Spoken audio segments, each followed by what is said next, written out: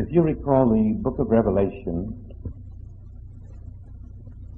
there is a series of chapters on the four horsemen of the apocalypse. And there is a man on a white horse, a man who knows truth, knows the letter so well that he's ready now to go forth to show the glory of God. And it isn't long before he discovers that he doesn't know truth at all. He's beset with poverty, starvation, war, death. His shining white horse and his spear are valueless.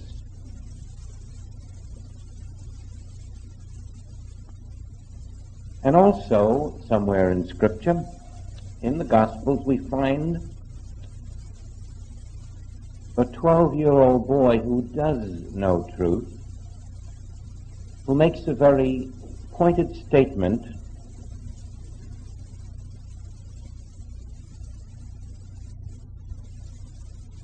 when he says, "Wist ye not that I must be about my Father's business?"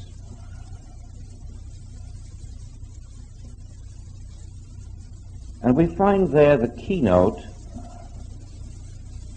of that unusual life on this earth, which is called the life of the way shower. We find in those words an immediate direction marker showing us that we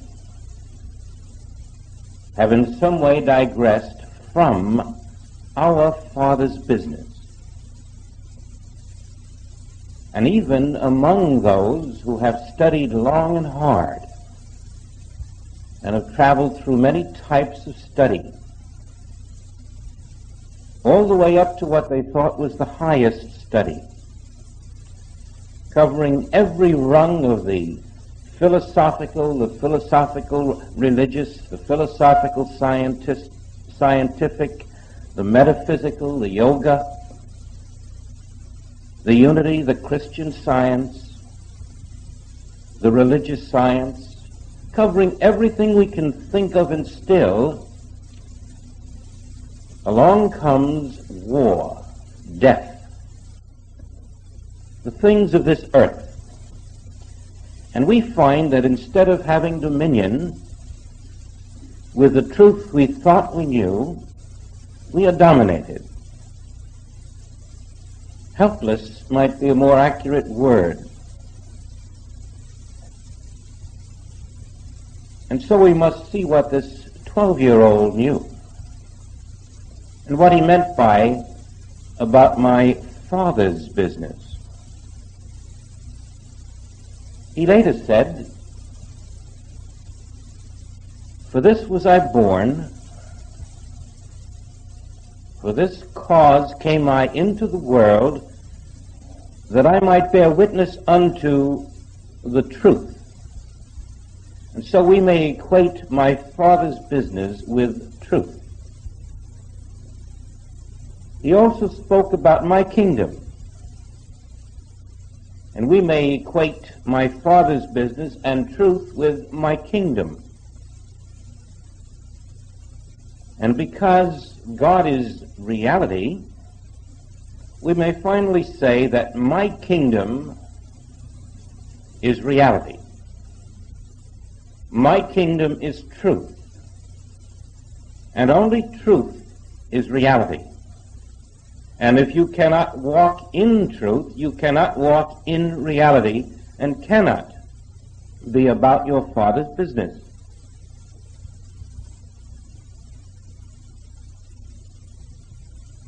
Now, we think we know the truth. We've read about it. We've even had visions from within. But are we bearing witness to the truth that he spoke about? Where do we have to draw the distinction to lift the veil of our belief, to reveal that which is beyond mere concept. How can we really walk in reality so that when faced with war, with death, with starvation, with so-called evils of this world, we can say to them, "Peace, be still, it is I," and watch the storm subside? That would be a fairly good indication that we are walking in reality. It wouldn't be our final demonstration by any means, but it would indicate that to that extent we have walked out of the unreality of the letter of truth, of the unreality of the world that is not my Father's kingdom. Now he went a step further and said, "Ye shall know the truth, and the truth will make you free." And mankind has been struggling for these 2,000 years to know that truth. The truth was known before he said it, and even 2,000 years before he said it. Let's take Job. Job was like a man in a rowboat with a leak. As the water kept coming in, he kept ladling it out. And as he turned here to ladle it out, it came in over there. It seemed that his afflictions were endless. He was fighting one evil after another. And so he addressed the heavens and said, "I would reason with thee." But what happened next? It was Job who discovered that God did not make the material universe. He discovered the nature of the unreality of matter. And he concluded in a statement that was rather oblique that he hangeth the earth on nothing.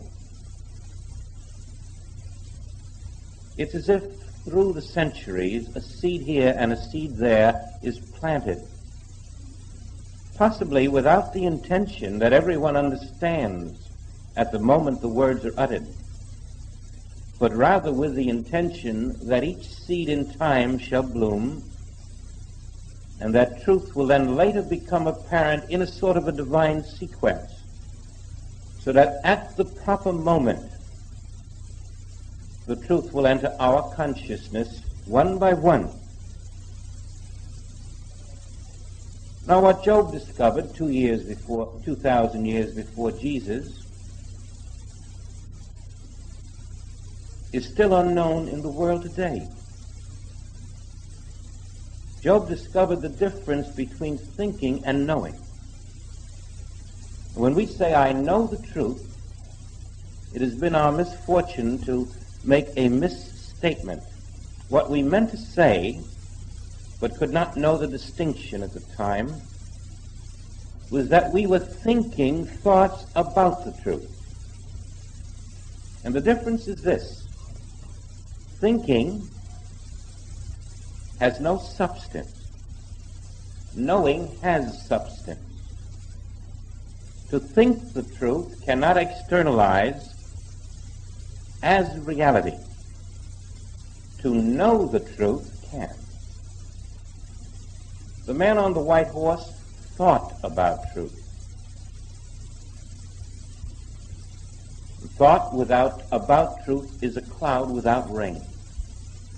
Now, for example, let us pursue the idea that thinking is insufficient.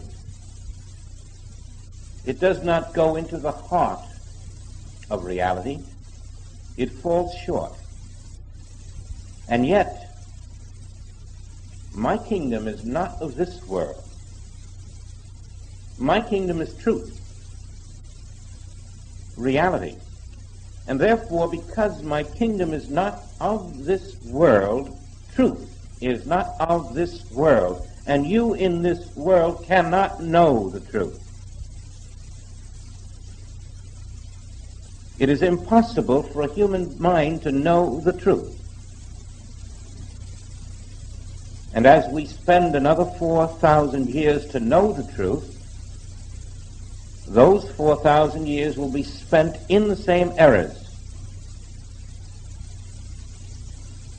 And those who follow us, not being taught correctly, will merely repeat the errors and give them new names. There will be new diseases. There will be new afflictions. There will be new powers on the earth that have no real power except in the mind of the beholder. And all because there are authorities who know the truth but cannot demonstrate that knowledge. Let us face the fact that God being all, whatever you know about anything that is not of God cannot be knowledge. You can only know about reality. How can you know about unreality? What can you know? God is all, and therefore the knowledge of God is all you can know. Beyond that, there is nothing to know.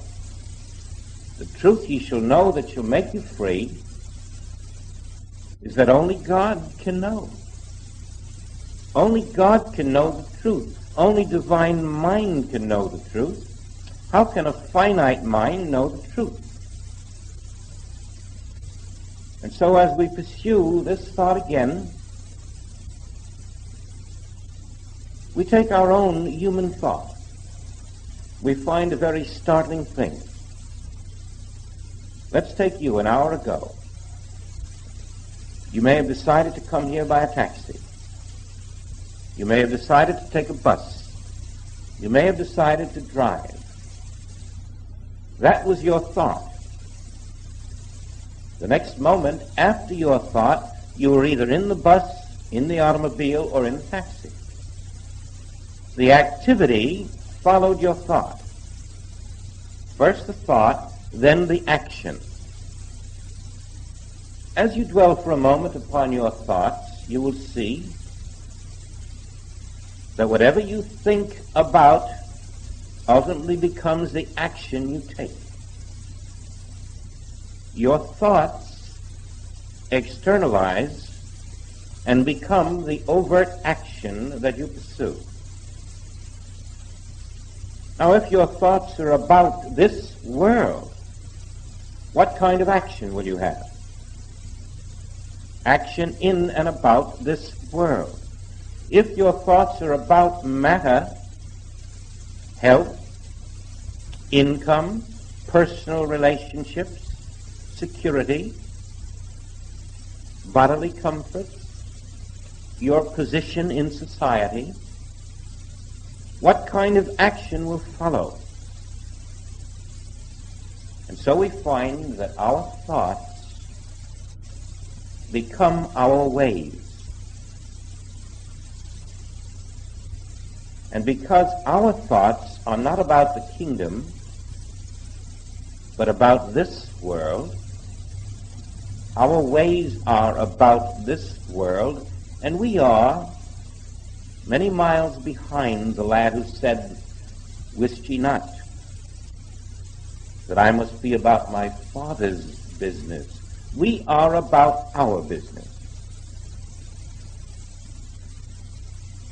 We are about the business of being human beings. And because of it, we find that the thoughts we entertain actually shut us off from God.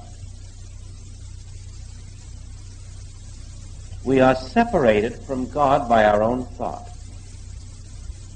We move in a world which is nothing more than our own thoughts externalized. Our complete outer experience represents our inner thought. The inner thought becomes the outer activity in all things. And because that thought is yours and mine and his and hers, it is not prospered by divine law. We invent our world. We invent our experience. We look everywhere at that which we call material conditions, persons, places, and things.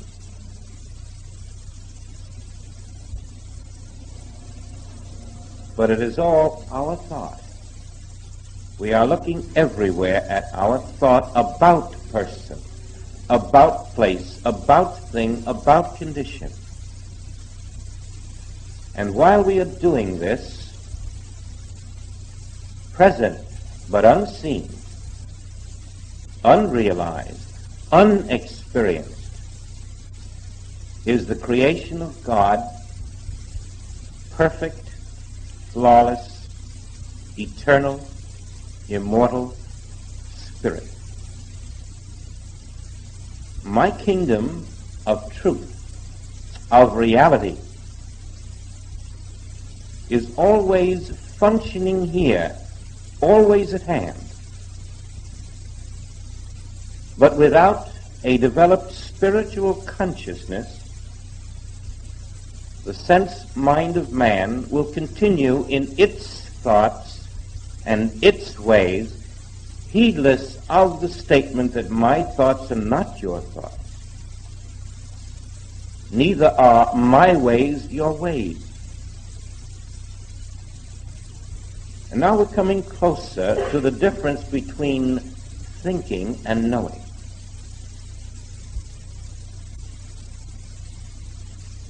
Whatever I know in this human mind is only my own thought about what I think I know. And this is the hypnotist. So I may think that I know the truth that sets me free. I may think I control my world until I find a leak in the rowboat.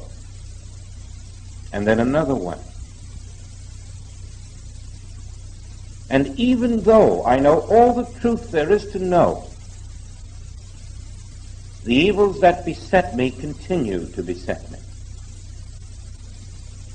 I cannot change them one whit. For as I find the answer to this one, another comes up from behind and hits me on the head. And so we sit down with ourselves and we ask, why, if I know the truth, that evil is unreal, that God is all,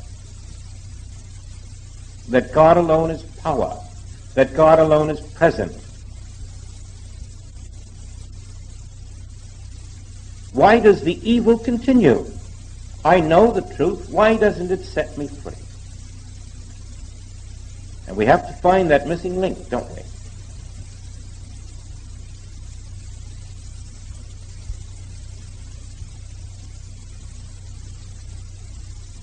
The missing link must be that I do not know the truth. I haven't found how to know truth. And so it cannot set me free. I do not know God aright. I am still a human being knowing truth and finding that is a decoy.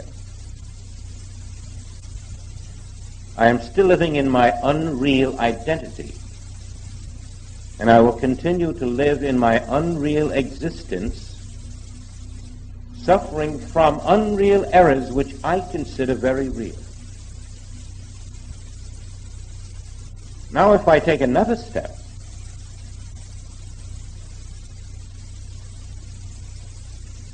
that I am looking now for a house not made with hands,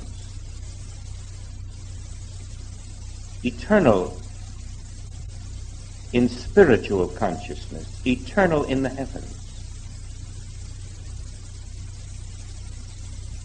I am not looking for spiritual law to govern my material affairs. I am not seeking through truth to dominate matter, but rather I am willing to step up the ladder of spiritual understanding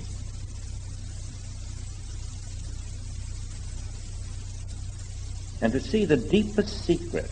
Perhaps you can explain it best by Joel's experience with baggage.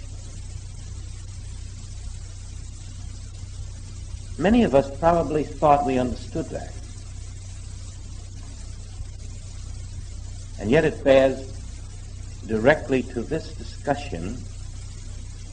It has a meaning beyond possibly any that we have imagined. You may remember in the Belgian Congo he lost his baggage. And because of it he had 3 weeks in South Africa without it. And always he was convinced it would return, it would show up. But it didn't.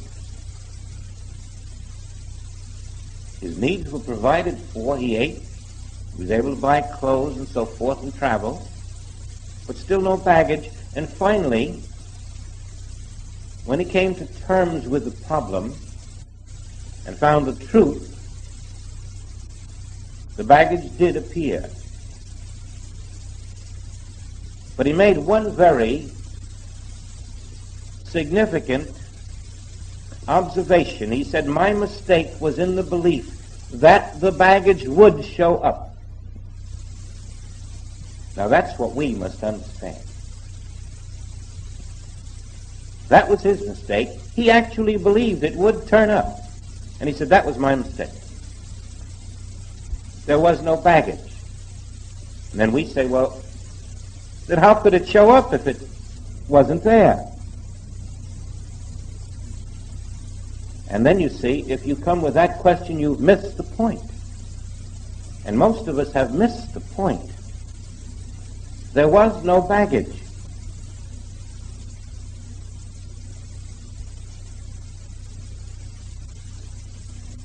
When he realized that all matter is a mental image,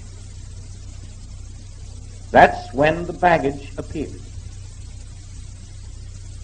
As long as he had visible, tangible baggage, a reality, and it, as he put it, I thought it would turn up. I had to release that, he said.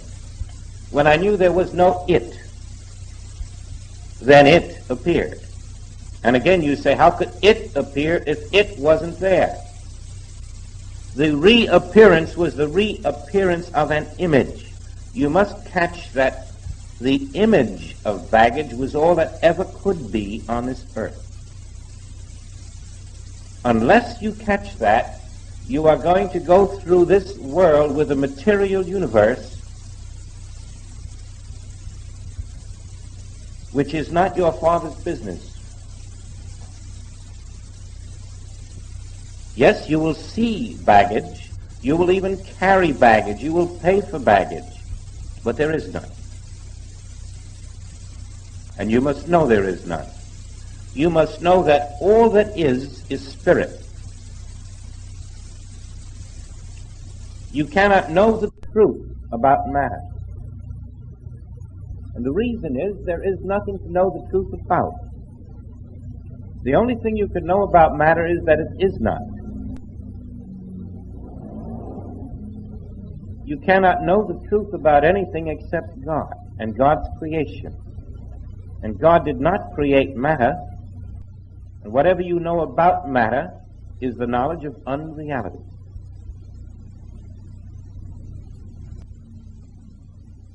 Go back now to your reason for the perpetuation of error in your life, even though you allegedly know the truth. And see if you really know.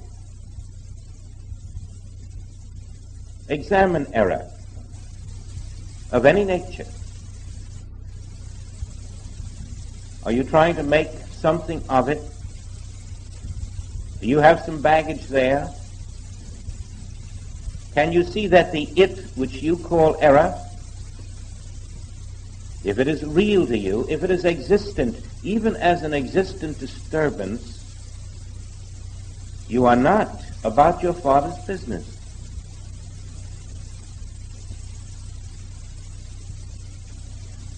you are in that in-between stage of entertaining conversational truth about error. And there is no truth about error. The remnant of your belief must drop from consciousness. The house not made with hands is the kingdom of God, is the consciousness of ever-present harmony, the consciousness of ever-present righteousness, the consciousness of ever-present goodness.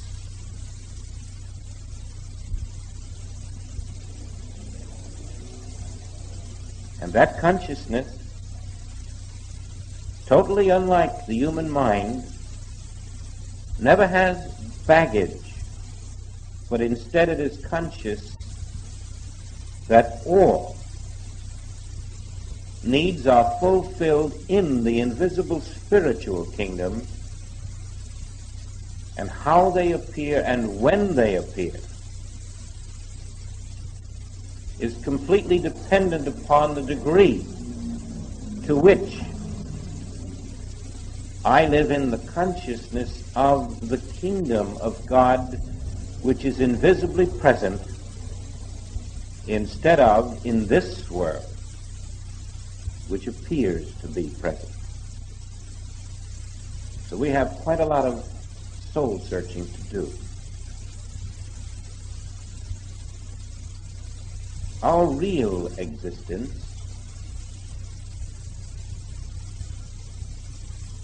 is as the Son of God. Our real existence is as immortal beings. And in our sense beliefs, we have no way of knowing that invisible reality through which we walk, which ever surrounds us, which is ever trying to press itself forward through us into manifestation.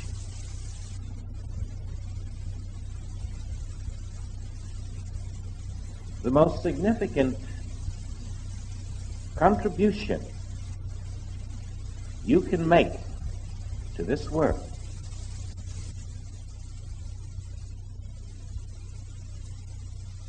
is to reach that consciousness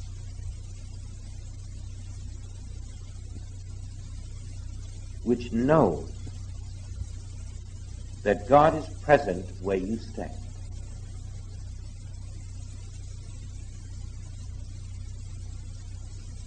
That the light of your own being alone can separate truth from hypnotic suggestion, spirit from matter,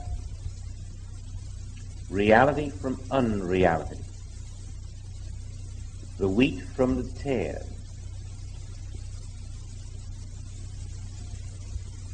It is the light in your consciousness released, coming forth,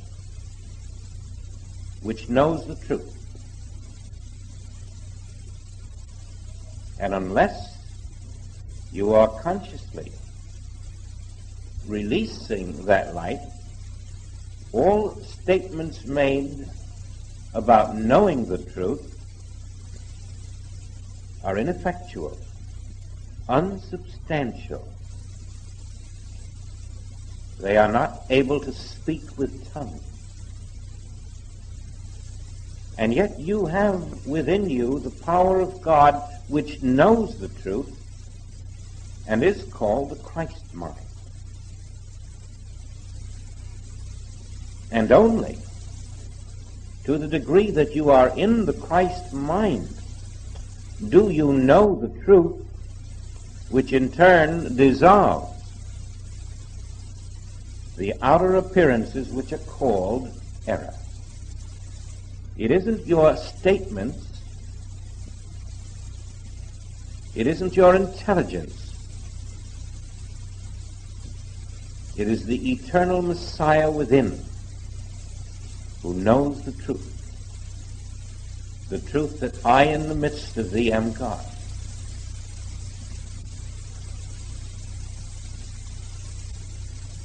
So to walk in my kingdom on earth, we must live in the truth and not in the error. While we are busy fighting the error,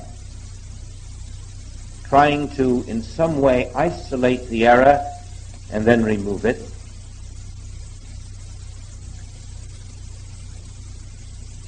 in that moment that you turn to the error, to consider it, to do battle with it, you are not about your Father's business. And so we learn, the less I have to do with the error, even though it persists in having something to do with me, the less I accede to its wish, and the more I dwell in the truth of my being, of God being, of Christ being, of spiritual being, the more I contemplate not things, not person, not place, and not condition. To that degree do I build a spiritual consciousness. My foundation for that building on a rock must be the knowledge that my kingdom is not of this world. Now, every time you try this, you will find another entryway into the kingdom. Try it now and see what I mean. Release person, every person, including self. Release place. Release thing. Release condition. You're out of a material universe. Your thought is not of things, not of matter, not of this world. And it will create a vacuum. And that vacuum will be filled by my thoughts.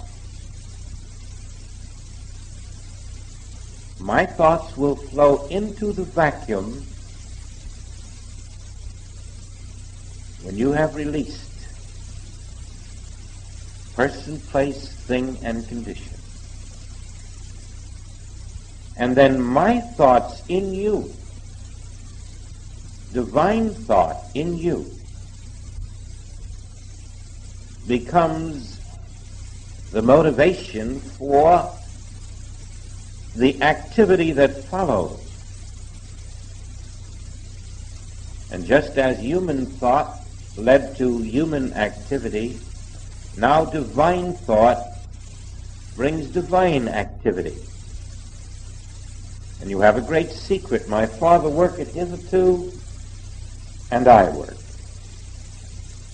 As divine thought in you brings forth its own idea into invisible manifestation, you are one with it. The principle, the idea, the manifestation are all expressing as you. And now you're not competing with your true self. You're in a state of knowing the truth. Because the truth is knowing itself in you and as you. You're not thinking human thought. You're letting divine thought think itself through you, express through you, manifest through you, appear as you and as your experience. The personal self has given way to the divine self. And this becomes knowing the truth that sets you free. You are about your Father's business. I have overcome the world of human thought. of human belief about truth.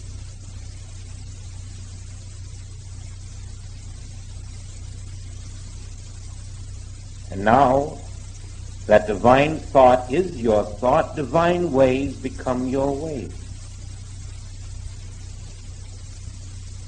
You walk under grace. It is only then that the real existence begins to manifest as your experience. And when you're not in the silence,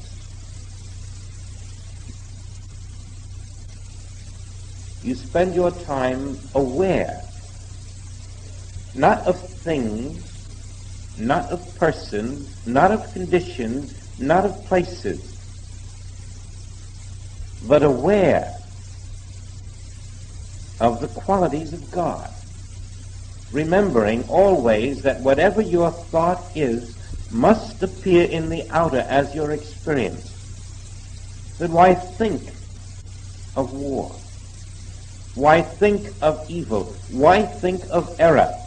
Why think of those things you do not wish to appear in your experience? Even though something is pressing them into your thought now, the discipline, the desire to be about my Father's business must be greater than the self-will that says I will be about my business, whether it be good or bad. The Christ rising within is your Redeemer. The Christ within is your release. You're turning the tide of error. Now make no mistake about it. Whatever error is in your life is not your Father's business. Divine consciousness has nothing to do with error. And yet, as Paul said, this thorn in the flesh, this thing in me that makes me do what I don't want to do. Recognize there is that thing. And find out what it is.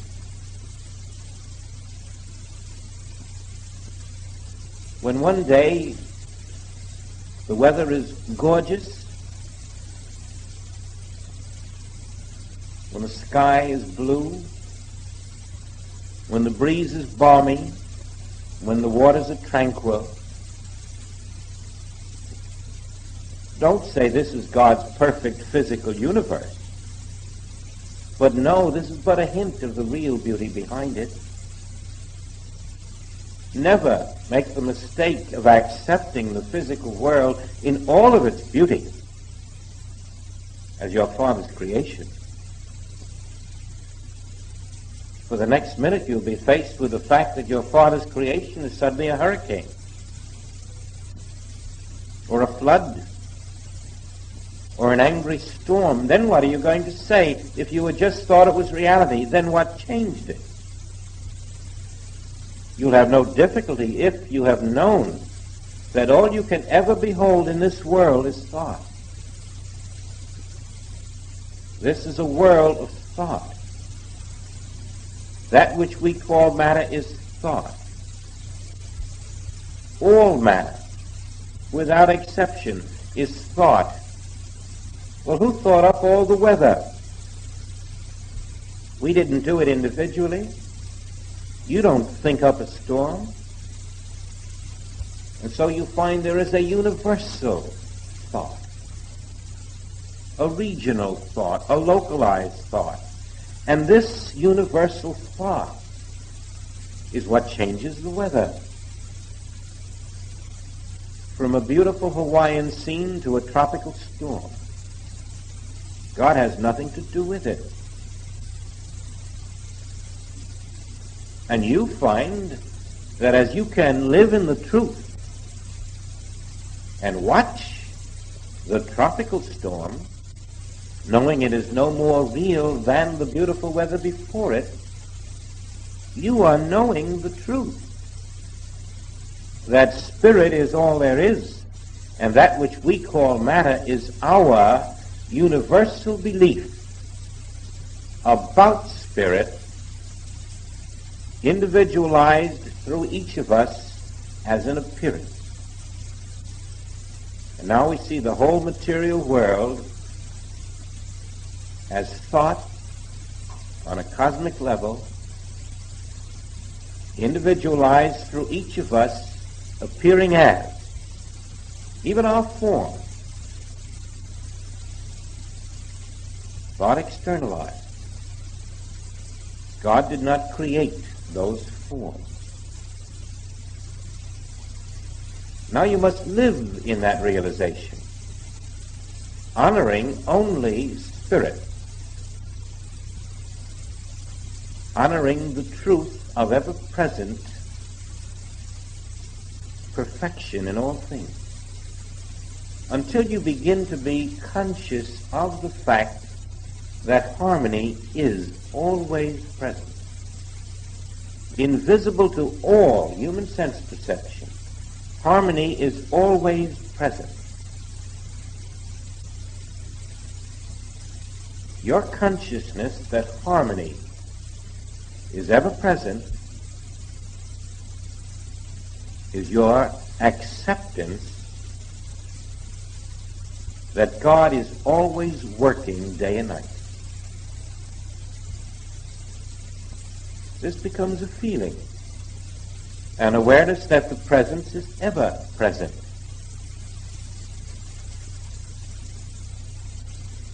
Isn't this the truth that releases you and turns the tide? So many people who live in fear have no way of knowing that this fear they are expressing is their denial of God's presence. It is their denial that truth is ever present. Do you see that truth can never be less than itself? Can you see that truth is never changed by error? That no matter how many errors appear, the truth is still ever present.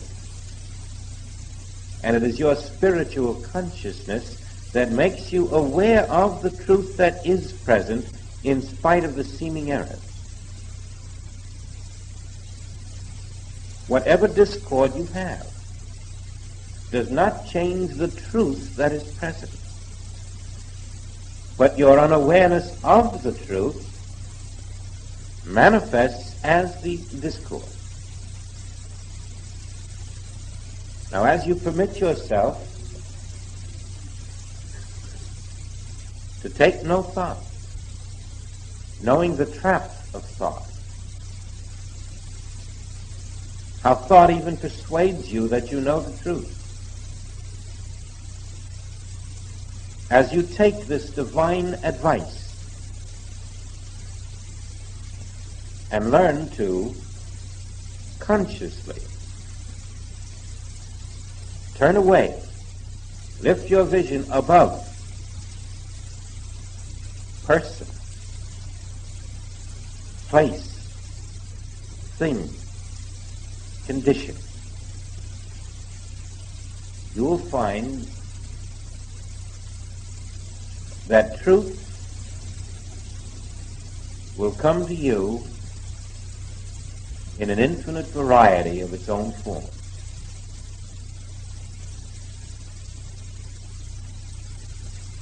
This is just the first toe in the door of my kingdom.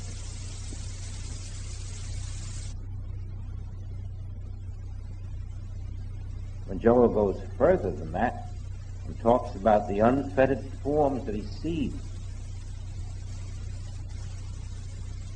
about joining those who had gone before, whom we thought no longer existed. When he talks about the limitless beauty,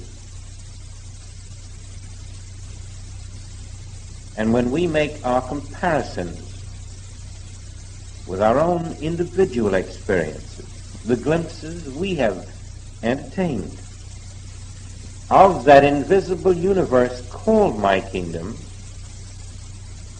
then we realize that with human thought we are conditioned to deal only with the things that perish. We hadn't realized that human thought deals only with that which is temporary. Never will you find human thought dealing with the eternal truth. Your income is temporary. Your health is temporary. Your mortal existence is temporary. And all human thought is about that mortal existence. Mortal thought is laboring for that which is temporary, for the meat that perishes. Now, why would divine thought labor for the things that are temporary and that perish? And so you see, the trap of human thought is that it always levels you down to this finite lifespan. And naturally it shuts out the infinite power, love, glory, truth, principle, mind, spirit, soul, life, activity, which is the very basis of my kingdom on earth. Overcoming this tendency of mortal thought to deal with that which must perish, we expand consciousness, opening to the divine influx. Not just during meditation.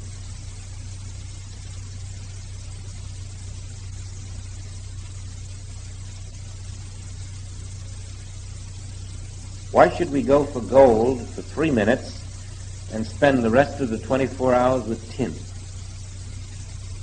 God is ever present. Should we experience the presence of God only in the 3 minutes of meditation?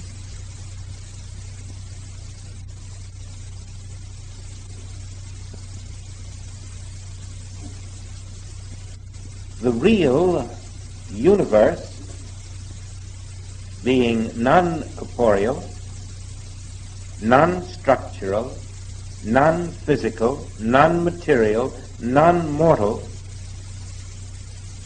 our consciousness must dwell on the qualities of that real existence.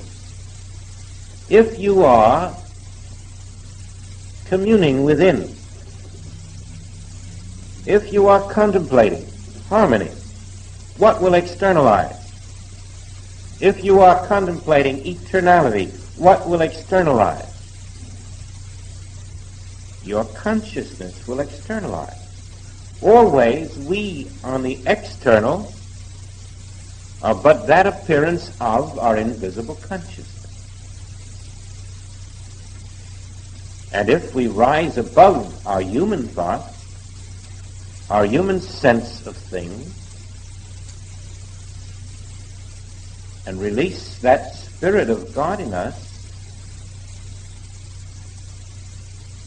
then our complete life must shadow forth those qualities which we have until now thought represented our ability to express the qualities of God. That's as difficult an error to understand as the baggage. Again, we must face this belief that we can in some way express the qualities of God.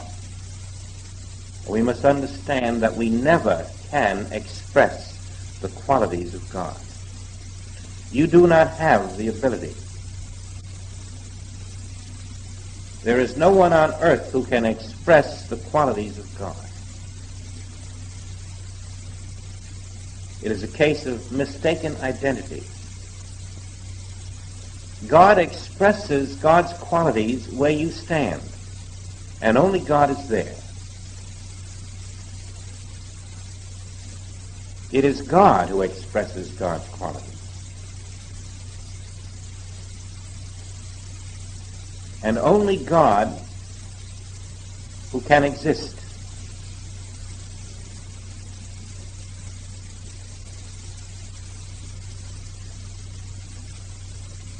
In your awareness of real truth, knowing that God is expressing and is the only life that can be where you appear,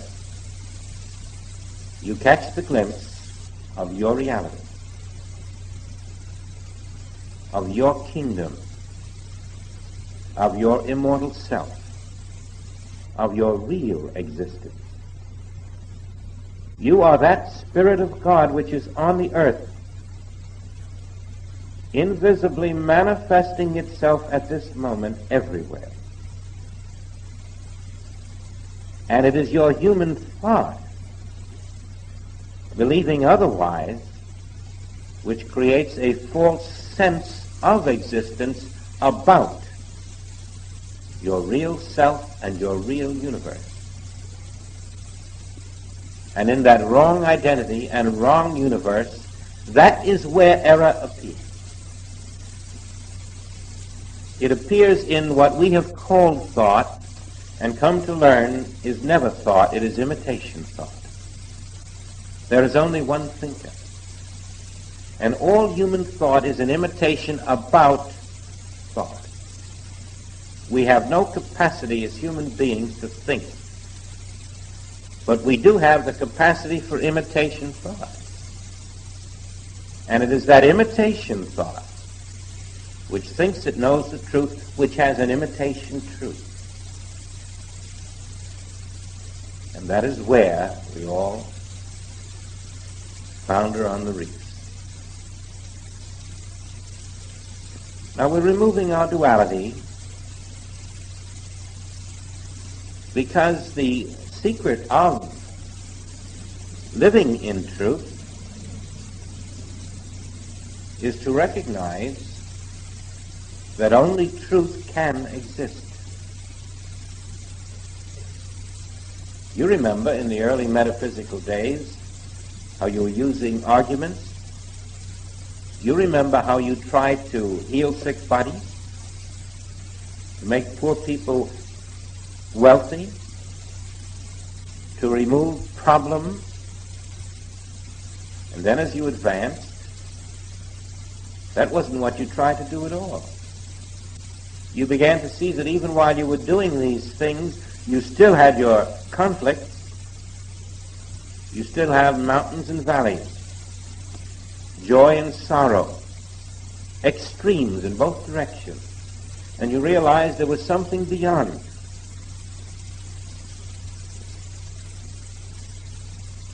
And that something beyond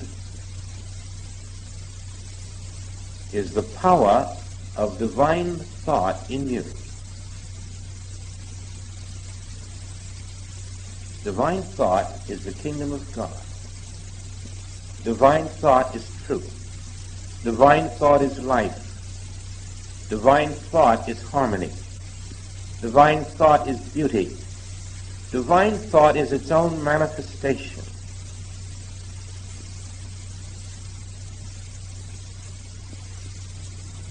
Divine thought is Christ manifest.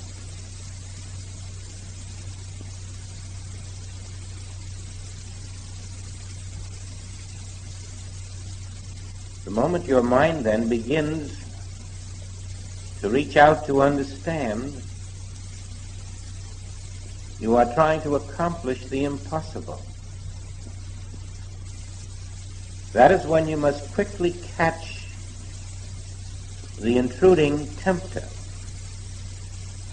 which is trying to persuade you that you can think this thing through. All you can do is empty your thoughts and let divine thought in you build its own foundation of truth.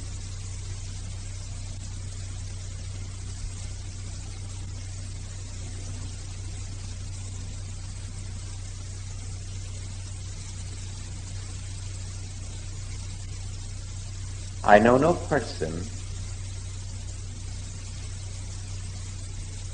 for there is only spiritual being. I know no thing, for there is only spiritual substance.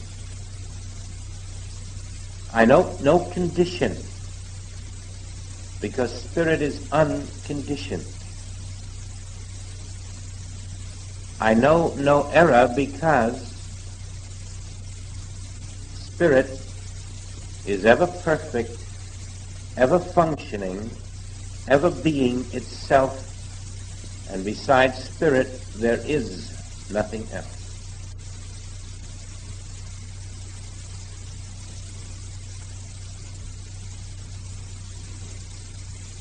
It sort of leaves you nowhere and yet everywhere. It leaves you in the vacuum which only truth can fill.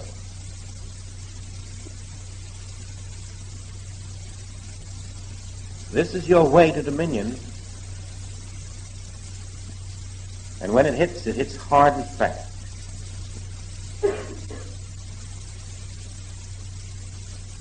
There is a pure realm in meditation in which the mind itself,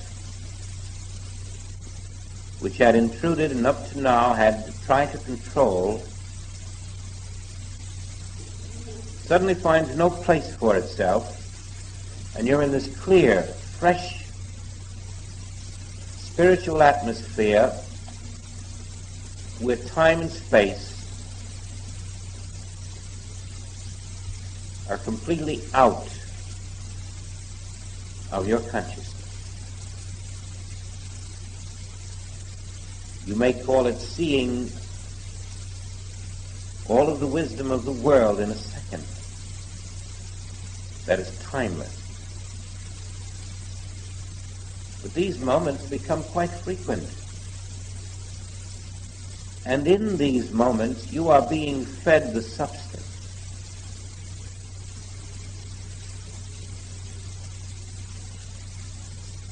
So that when this substance feeding you becomes divine consciousness instead of human consciousness, you can now look forth without processes of thought. And now what you say, I know, is quite different than what you had said, I know, before. This knowing has the substance. This knowing looks at error, and it doesn't chase the error. It doesn't get after it with a stick. It doesn't wince at the error. It doesn't run from it. It doesn't fear it. This knowing is a different kind of knowing. This knowing doesn't know the error.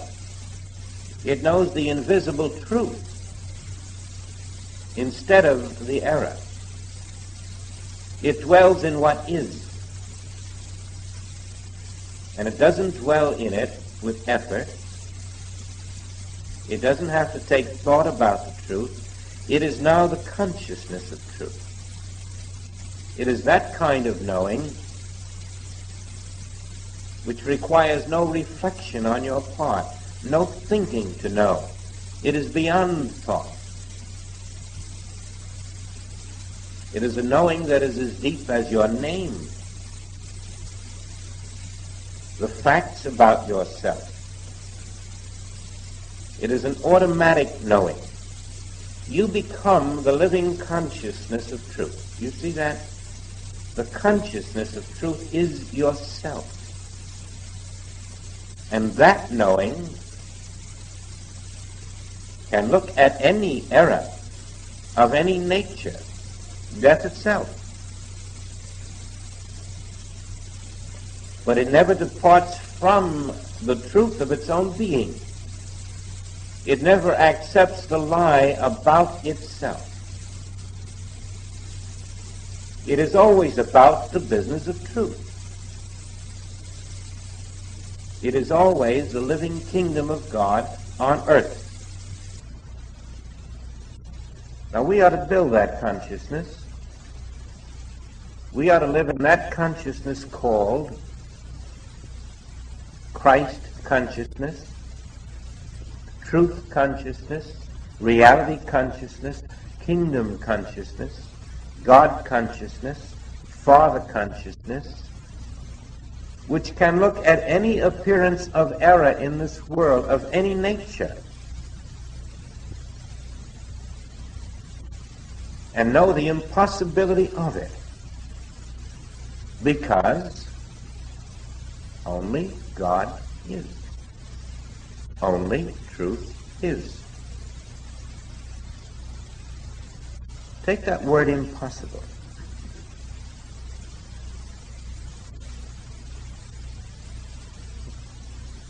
Learn its value. Error is impossible. Matter is impossible. This world is impossible. That which is unlike God is impossible. That means you don't have to change it.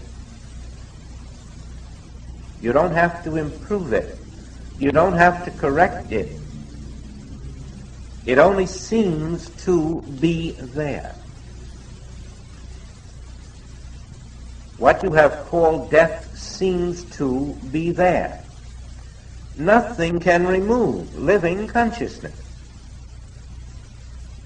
You have not seen living consciousness, and therefore you think living consciousness has gone somewhere. When you see error, it is because you are not seeing what is there. Ever-present divine reality must be there. This world is not here. My kingdom is. And in your developed spiritual consciousness, this becomes the accepted fact. The error never was there. It is impossible. For if error is possible, then the teaching of Jesus is untrue.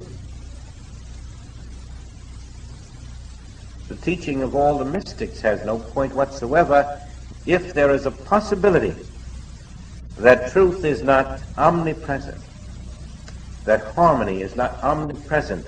So learn to dwell in the truth. This dwelling in truth is far more important than your ability to reason yourself out of the error. If you dwell in the truth, it will become your living consciousness.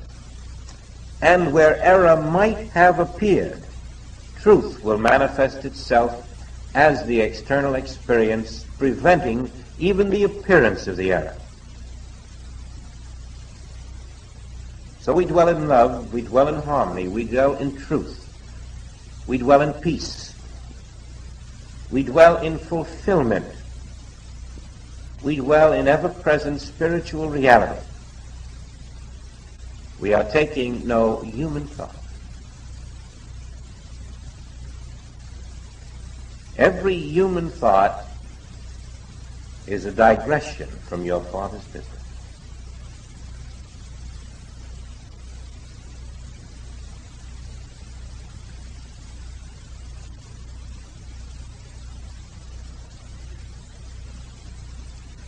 This is a good place to rest a moment.